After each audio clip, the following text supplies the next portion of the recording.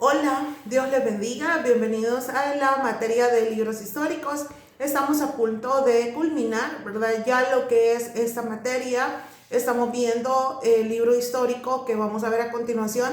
Es el libro de Nehemías. Estamos viendo varios, ¿verdad? Ya vimos Esdras, ¿verdad? Que es uno de los similares con lo que es Nehemías. Nehemías es un personaje muy importante, ¿verdad? Que hizo grandes cambios para el pueblo de Israel y quedó registrado, ¿verdad? Acá en la Biblia significa que es un hombre de Dios. Ahora nos vamos a dar cuenta de que en nuestra separata ustedes tienen un resumen al principio acerca del libro de Nehemías con algunos títulos de cada capítulo y vemos algunos principios y cómo se hizo una restauración del pueblo de Israel. Nosotros podemos hablar un poco acerca del autor.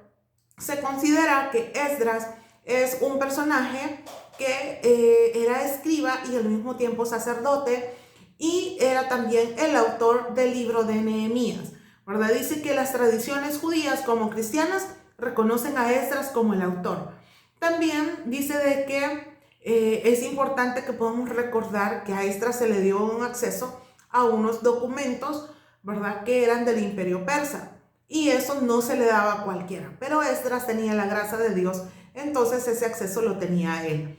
Y comienza acá, dice Nehemías 1, a finales del siglo 400, del año, 446 antes de Cristo. Y luego vamos a hablar acá un poquito acerca del contexto histórico de Nehemías, donde dice que él trajo a los asirios y a los babilonios para disciplinar a Judá, a Israel, quienes habían desobedecido. Dice que Dios disciplinó a su pueblo con 70 años de cautividad en Babilonia. Eso lo podemos ver nosotros en Jeremías 25:11. También nos damos cuenta que el libro de Esdras comienza con el decreto de Ciro, un rey persa, estableciendo el regreso del pueblo de Dios a Jerusalén para reconstruir la casa de Dios.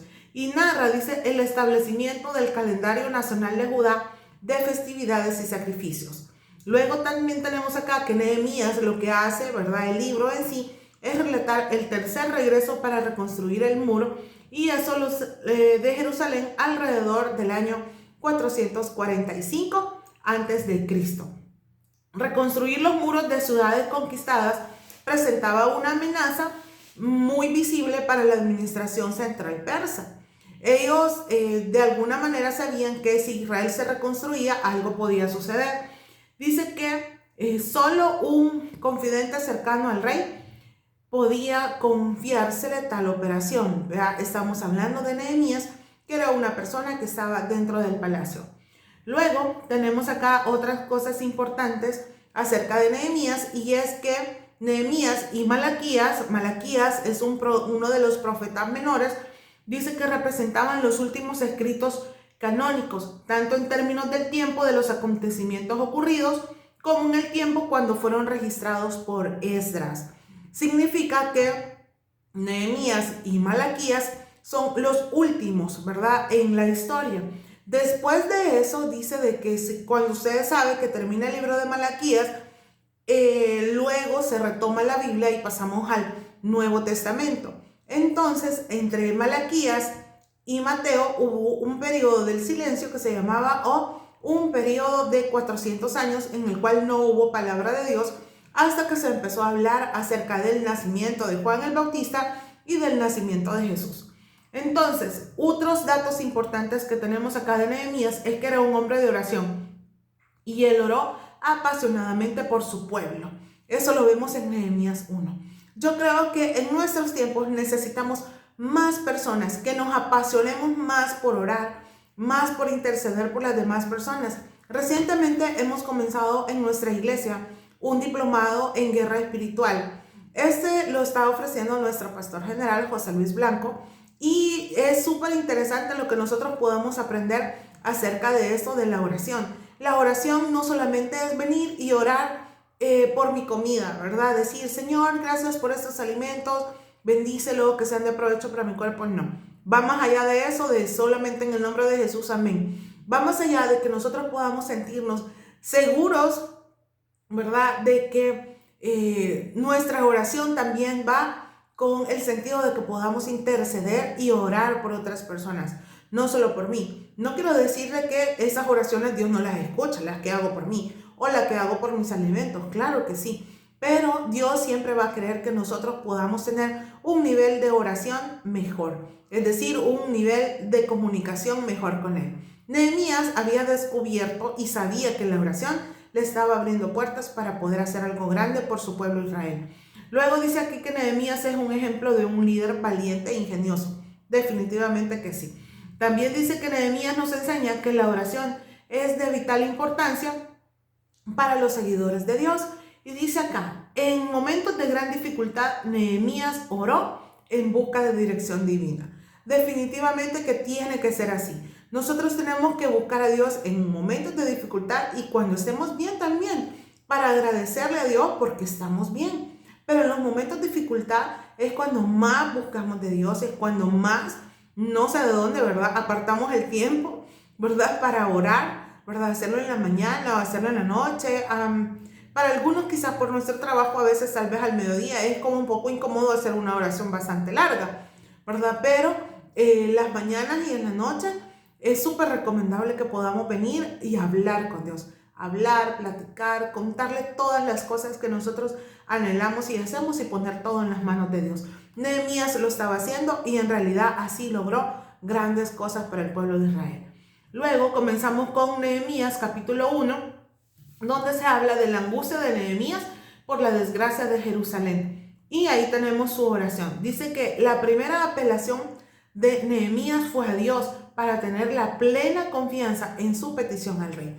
Nehemías se acercó a Dios sabiendo y pidiéndole lo que necesitaba para el pueblo de Israel. Luego de eso, luego de orar, él vino y se lo pidió al rey. Sabía que si Nehemías ponía primero las cosas en las manos de Dios, todo lo demás iba a salir bien. Y definitivamente que así es. Si nosotros buscamos a Dios para tener paz y descanso en nuestra alma, porque nosotros nos abatimos, nos afligimos, ¿verdad?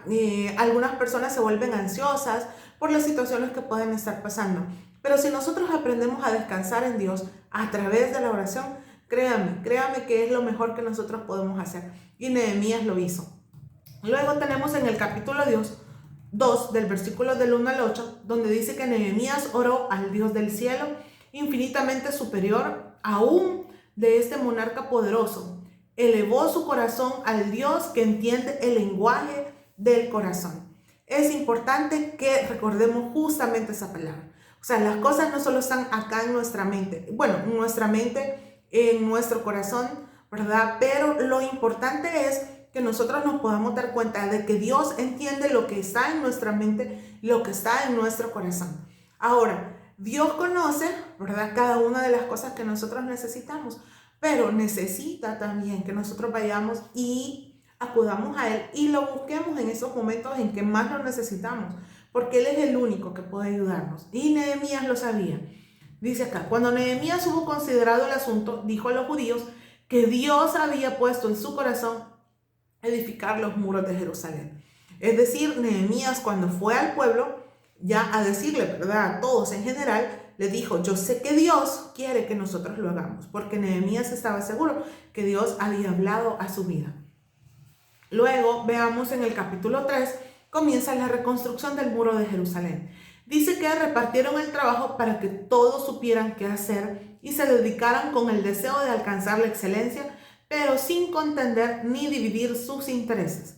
¿Qué significa eso? Nehemías los estaba impulsando a hacer las cosas bien. No porque era una obligación, sino que porque en realidad necesitaban hacerlo para que su país pudiera ser reconstruido completamente, para que su ciudad fuera la ciudad que ellos necesitaban tener.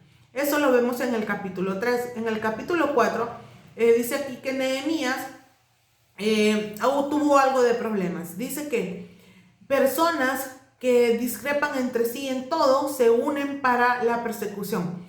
Nehemías no contestó a los necios conforme a su necedad, antes bien recurrió a Dios en oración. Nehemías tenía razón para pensar que los corazones de los pecadores estaban completamente endurecidos, de lo contrario, no hubiera orado que sus pecados fueran borrados.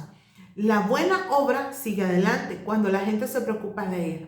Los reproches de los enemigos, dice, deberían alentarnos en nuestro deber, no alejarnos.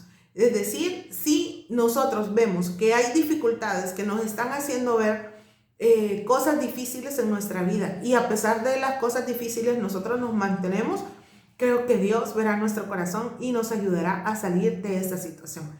Claro está que a veces hay situaciones extremas en las cuales nosotros nos sentimos desconcertados, es decir, no hayamos qué hacer. Pero en medio de esa situación hay que buscar a Dios. Es que la mejor solución es buscar a Dios, refugiarnos en Dios y poder estar delante de Él y expresarle a través de la oración todo lo que hay en nuestro corazón.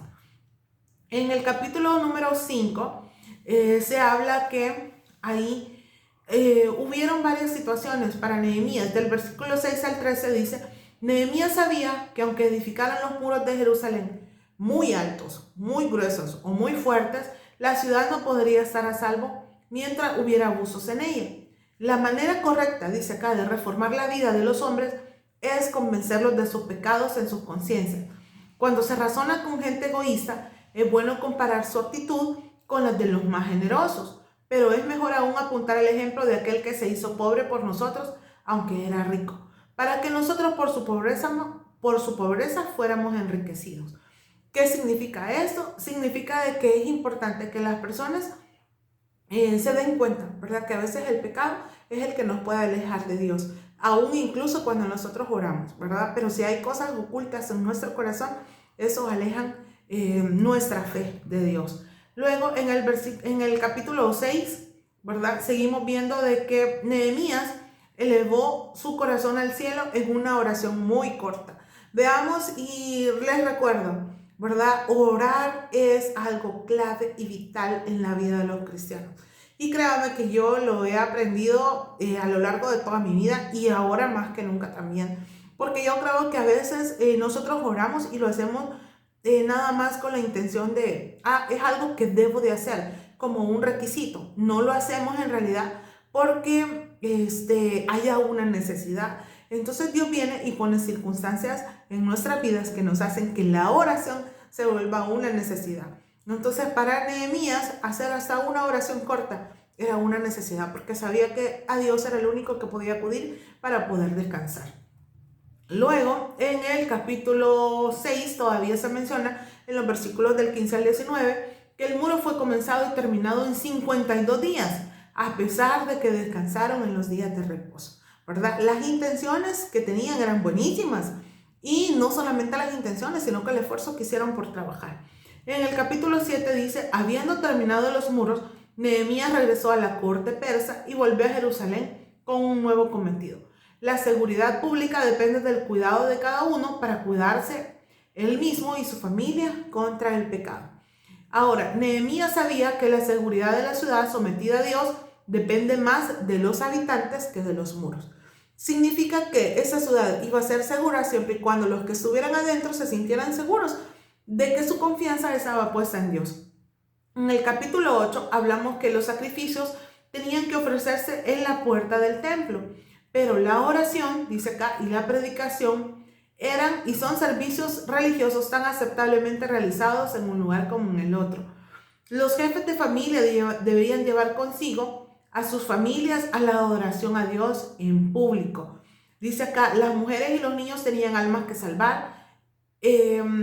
Por tanto, dice, tenían que familiarizarse con la palabra de Dios y asistir a los medios de gracia.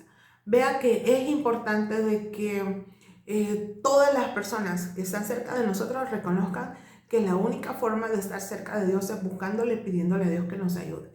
Luego, si nos vamos siempre en este capítulo, en los versículos del 13 al 18, se habla de que en la ley que ellos encontraron escrita la fiesta de los tabernáculos. Dice que los que escudriñaban con diligencia las escrituras encuentran cosas que han olvidado. La fiesta de los tabernáculos era una representación del estado del creyente como tabernáculo en este mundo y el tipo del santo gozo de la iglesia en el evangelio. Ellos habían dejado de practicar muchas cosas que lo hacían antes. Entonces era bueno que retomaran todas aquellas buenas cosas que los acercaban a Dios y los hacían recordar de dónde Dios los había sacado y cómo Dios había restaurado completamente sus vidas, las de sus familias y la del pueblo en general. En el capítulo 9 dice que tenemos registrado aquí un resumen de las oraciones de Nehemías. En el capítulo 10 se habla del versículo 32 al 39, dice que habían pactado contra los pecados de los cuales eran culpables y se habían obligado a cumplir los deberes que habían descuidado. Creo que esto fue lo mejor que pudo hacer el pueblo de Israel. Reconocer sus errores, rectificar, arrepentirse y tomar acciones para poder realizar una buena obra, ¿verdad? Porque no solamente eran las partes físicas, los muros, lo que era necesario, sino que era necesario restaurar también sus corazones. Y luego en el capítulo 11 hay una distribución de las personas. Dice que en toda época, dice, los hombres han preferido su propia comodidad y sus ventajas antes que el bien público. Y lamentablemente eso es así. Y sigue siendo a veces en nuestros días. Pero nosotros somos cristianos, somos hijos de Dios y sabemos que también es importante todo. Todo es importante. No solo nosotros, nuestras cosas, sino que hacer algo bueno por todos los demás. Dice que en el capítulo 9 habla, 11, dice acá: ciertamente nuestras almas deberían deleitarse en habitar donde abunden más las personas santas y las oportunidades de desarrollo espiritual. Si no tenemos este amor por la ciudad de nuestro Dios y por toda cosa que ayude a nuestra comunión con el Salvador, ¿cómo estaremos dispuestos a partir de aquí a ausentarnos del cuerpo para estar presentes con el Señor? Para Él, la mente de carnal será más duro soportar la perfecta santidad de la Nueva Jerusalén que la santidad de la iglesia de Dios en la tierra. Es importante que busquemos a Dios no solamente por las cosas materiales, sino que porque Dios puede restaurar también nuestro interior. En el capítulo 12 se habla en los versículos del 27 al 43, dice que el pueblo se regocijó grandemente. Todos los que participan en las misericordias públicas deben unirse a la acción de gracias en público, ¿verdad? Si Dios permite que nosotros podamos glorificarle, ¿verdad? A través de dar nuestro testimonio y que muchas otras personas puedan ser edificadas a través de lo que Dios hace con nosotros, debemos hacerlo. Y en el capítulo 13 se menciona: Israel era un pueblo peculiar que no debía mezclarse con los gentiles. Dice acá que los levitas habían sido maltratados. Sus porciones no les habían sido entregadas. Significa que el pueblo de Israel no estaba haciendo lo que era necesario hacer, pero por eso ellos vinieron y retomaron cada una de esas acciones para volverse hacia Dios. En toda ocasión, dice, Nehemías miró a Dios y se encomendó a Él con todos sus asuntos. Le agradaba pensar que había sido útil para revivir y sostener la religión en su patria, es decir, las creencias, lo que en cuales ellos creían. Nehemías era muy importante que él pudiera revivir, que la gente recordara, ¿verdad?, de que Dios era el único que los había llevado hasta ese momento. Dice acá: el valor y el celo y la prudencia de Nehemías quedan registrados para que nosotros hagamos lo mismo. Y tenemos razón para pensar que la cura que él trajo fue duradera para el pueblo de Israel. Definitivamente que sí. Pero yo creo que la clave de todo esto era la parte en la que Nehemías siempre buscó de Dios. Y dice acá en los versículos, del 23 al 31, para ir terminando del capítulo 13. Aquí están las oraciones de Nehemías en esta ocasión. Él suplica: acuérdate de ellos, Dios mío.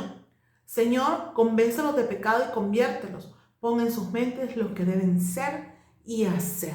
Definitivamente que nosotros tenemos que tomar en cuenta esto, ¿verdad? Nosotros somos hijos de Dios y podemos hacer muchísimo porque otros conozcan de Dios. Bueno, hemos terminado. Gracias por su atención. Que Dios les bendiga.